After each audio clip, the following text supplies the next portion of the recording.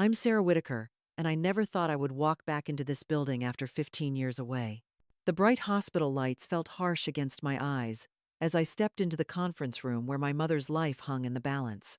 I had rehearsed this moment during countless sleepless nights, but nothing prepared me for the wall of judgment waiting on the other side of the door. My younger sister, Olivia, didn't even bother with a greeting. Her voice cut through the sterile air like a blade as she accused me of abandoning our mother when she needed me most. Around the table, aunts, uncles, and even her husband stared at me with open contempt, whispering about how I looked worn down, like someone who had wasted her life.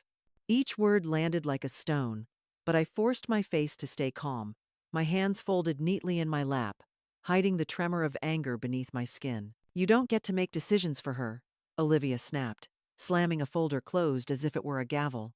You lost that right when you disappeared. Her husband leaned back with a smirk and muttered something about people like me ending up on the street. His voice just loud enough for everyone to hear. The sting of his words burned, but I swallowed it down, keeping my tone even as I asked for an update on Mom's condition. In that room, to them, I was just the failure who had walked away. Only I knew the real reason for my absence, and I wasn't ready to reveal it yet. Olivia folded her arms across her chest, her tone thick with condescension as she looked me up and down.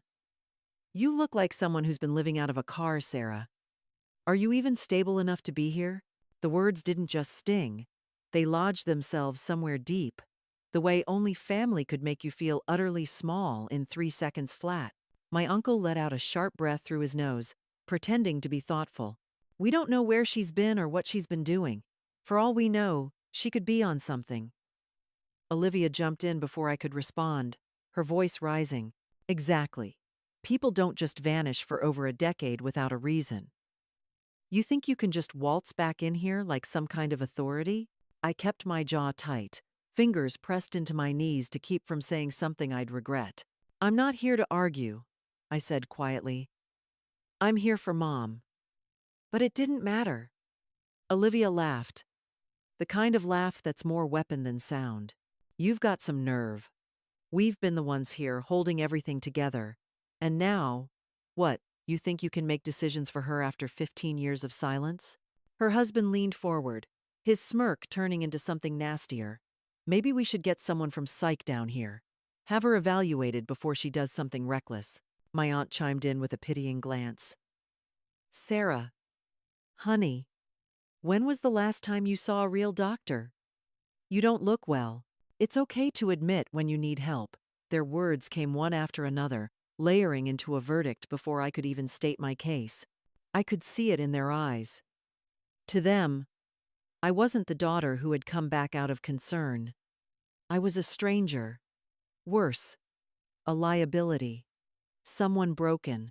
I thought about speaking up, about defending myself, but the silence that had served me for so long felt safer than trying to shout over their assumptions. When the doctor walked back in, Olivia stood immediately and blocked him like a self-appointed gatekeeper. We're ready to proceed, she said firmly. Sarah isn't in a position to make medical decisions. Emotionally, mentally, she's not fit. The doctor hesitated, clearly uncomfortable, eyes flicking to me as if asking for confirmation or denial. I stayed still.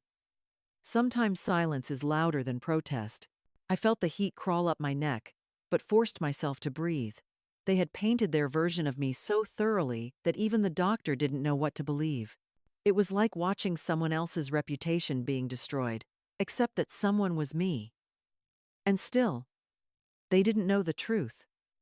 They didn't know what I'd endured, what I'd survived, or why disappearing was the only way to keep them safe. Not yet. My phone buzzed against my thigh, not the regular one, but the secure device I hadn't used since the extraction 3 weeks ago. I recognized the caller ID instantly. It was the Joint Operations Command at the Pentagon. I stood from the table without a word and stepped into the hallway, letting the heavy hospital door close behind me as the chatter faded into a dull hum. This is Whitaker, I said quietly, voice low but steady. Colonel, we have a priority situation. Operation Iron Crest is closing out. Debrief's been moved up. You're needed at Fort Belvoir in 2 hours. Intel confirms secondary threats in the Balkan sector have been neutralized. Clearance level 6. Team Echo requesting final sign-off. The words were fast, clipped, and efficient. Muscle memory kicked in as I straightened my shoulders. Understood. I'll be en route. The call ended. But the silence that followed hit harder than the message itself. I stared at the white tile floor, still hearing Olivia's accusations echoing in my ears. To them, I was lost, unstable. But in truth, I'd been a ghost by design. I had spent 15 years in and out of war zones, changing names, identities, and missions like layers of armor. I'd gone where I was needed, when I was needed, no matter the cost. There were years I lived in villages where the nearest safe house was 300 miles away and the only backup was a satellite connection I couldn't always count on. I'd embedded with special forces under multiple cover assignments, hunted by cartels, watched friends die in ambushes, and carried out missions so blacked out that even command referred to them in code only. My name hadn't been Sarah in a long time. The day I left home was the day I signed the first non-disclosure agreement that changed my life. I became a shadow-trained, trusted, and dangerous. I went off-grid, not because I failed. I went off-grid because I became the kind of person who didn't get to keep a family, who didn't get to call home, who got used to speaking only in coded phrases and never sleeping through the night. Every medal I earned was stored in a box I couldn't display. Every mission I completed lived only in classified files behind firewalls. I never wanted recognition. I wanted safety. For my country. For people who would never know my name. And most of all, for the family that now looked at me like a stranger. They thought I was weak because I didn't defend myself. They mistook silence for shame. But silence had kept them alive. Silence had kept death off their doorstep. More times than they would ever know. The last op nearly broke me. It took months to come back from what I saw over there. I wore that trauma like a second skin, and I could see it in my reflection every morning. I looked rough because war is rough. Because the only way to come back from some of those places is in pieces. I wasn't ashamed of what I had become. I was still standing, still serving, still carrying out missions that mattered more than the approval of people who never even noticed I was gone. And now I had to go again. Another threat was handled. Another mission closed. But I wasn't just a soldier anymore. I was a daughter, too. And my mother was fighting for her life in a hospital room where no one knew who I really was. Maybe it was time they learned. I stepped back into the conference room just as Olivia was mid-sentence, arguing with the doctor about the power of attorney. Her voice cut off when the door opened behind me. A tall man in full dress uniform entered with purpose, a leather folder tucked under one arm and a silver badge clipped to his chest. He scanned the room, then locked eyes with me. "Colonel Whitaker," he said, his voice calm and steady. "Your debrief packet. Priority clearance. The Pentagon sends its appreciation." He handed me the folder and stood at attention as if we were on a base, not in a hospital filled with civilians. The room went silent. You could hear the fluorescent lights hum. Olivia's eyes darted between the officer and me, like she was trying to piece together a puzzle that had just flipped upside down. Her husband looked completely lost, mouth half open, like a question got stuck behind his teeth. I took the folder, flipped it open, and reviewed the orders with the same focus I'd used 100 times before. No emotion. No doubt. Just protocol. I signed where needed, then handed it back. "Thank you, Major. Tell command I'll report in after this situation is stable." He nodded once. "Understood, ma'am, and congratulations on the Medal of Valor. It was an honor to watch the ceremony." Then he turned and walked out as quickly as he'd come. For a few seconds, no one said anything. Then Olivia found her voice. "Did he say, Colonel?" Her voice cracked halfway through the word. "Medal of what?" I set my bag on the table and pulled out a small black case. Inside was my service badge, the one with my name, rank, and division. I laid it down like evidence in a courtroom.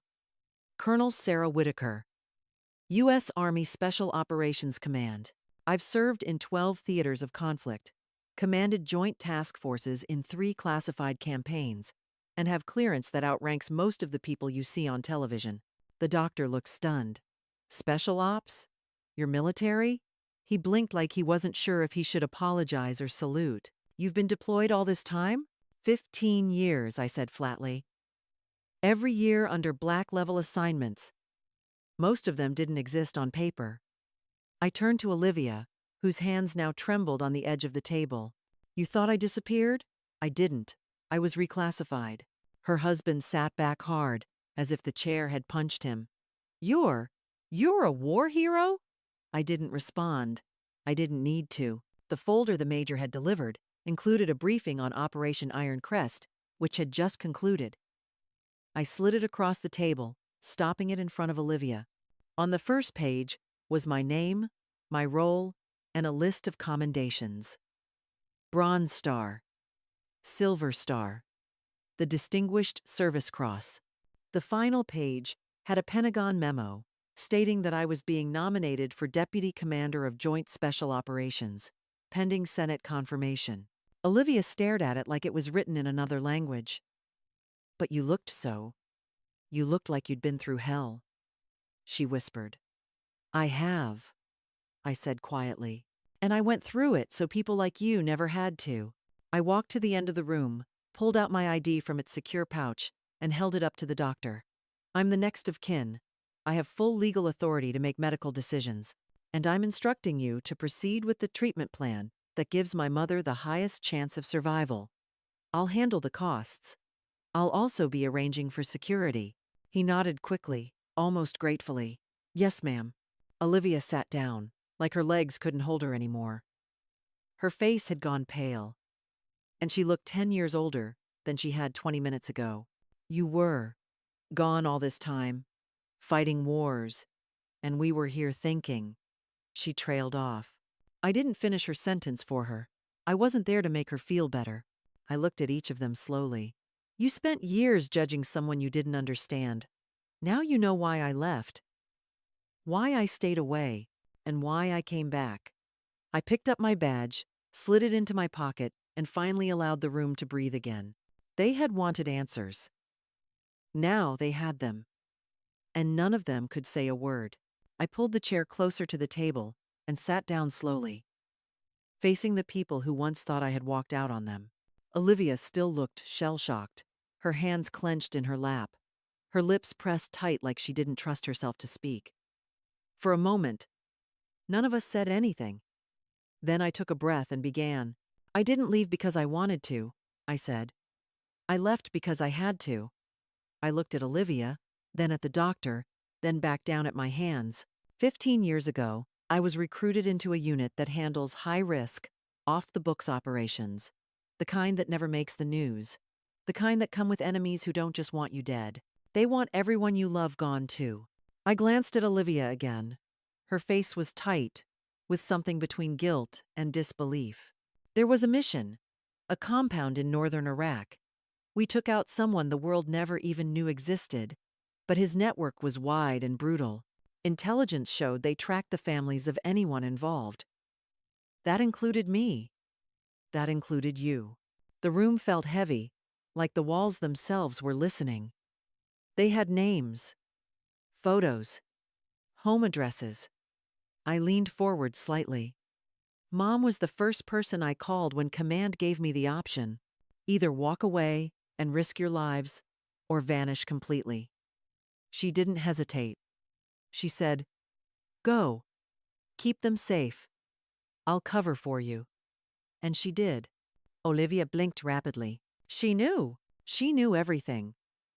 I said. She knew where I was stationed. She knew when things got bad. She even knew when I was injured in Syria. She couldn't tell you because even speaking the wrong words on a phone could get her killed. I reached into my bag and pulled out a worn envelope, the edges frayed with time. This is from her. She mailed it to me after my first promotion. No return address. Just the words, "I'm proud of you," written inside. I laid the envelope gently on the table. I sent money every month under different names.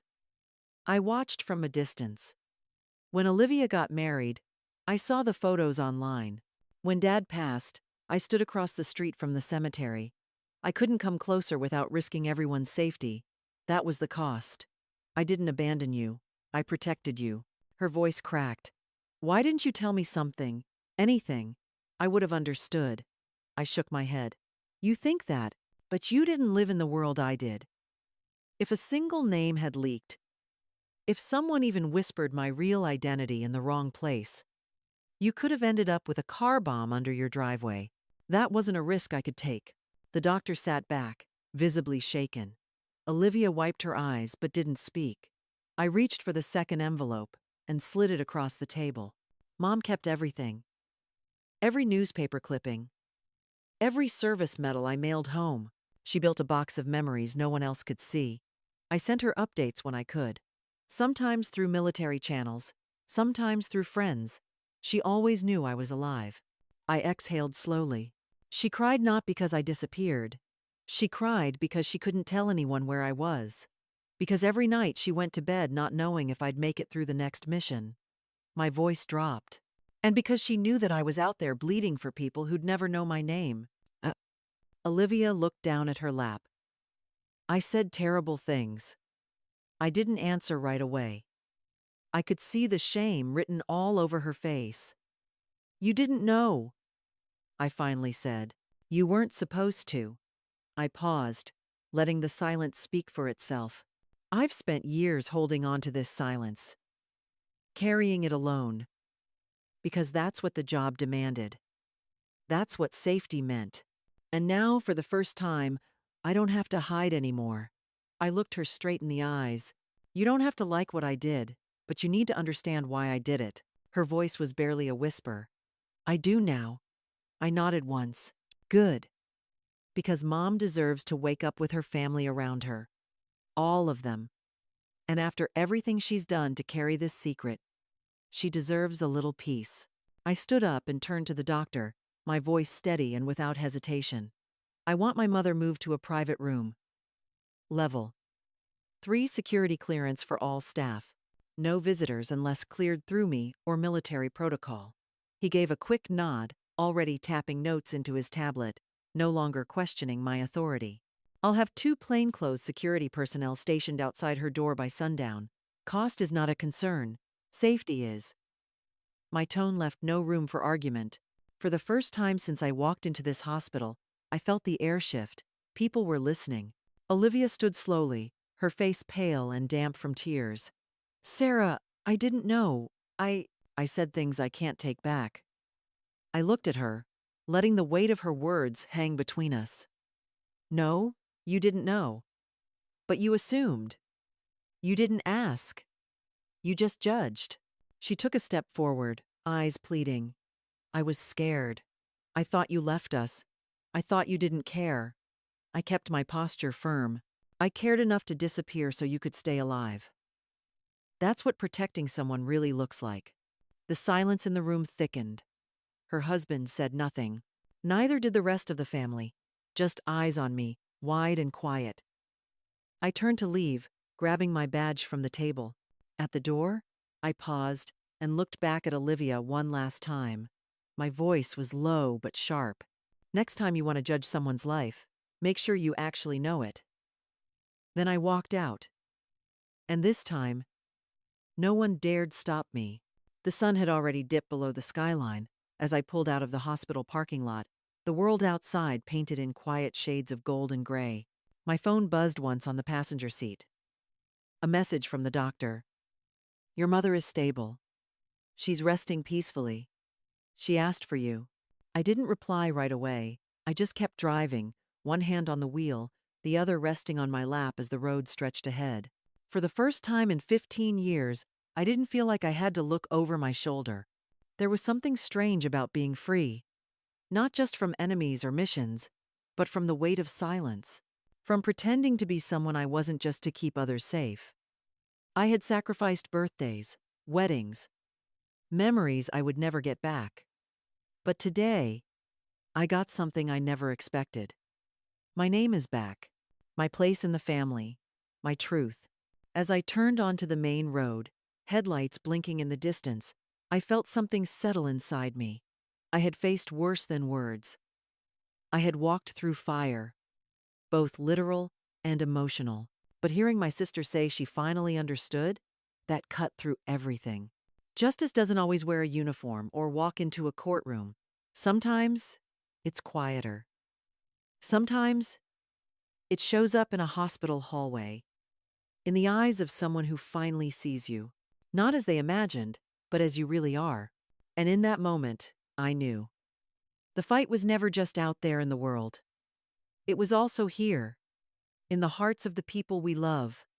The truth always comes out. Eventually.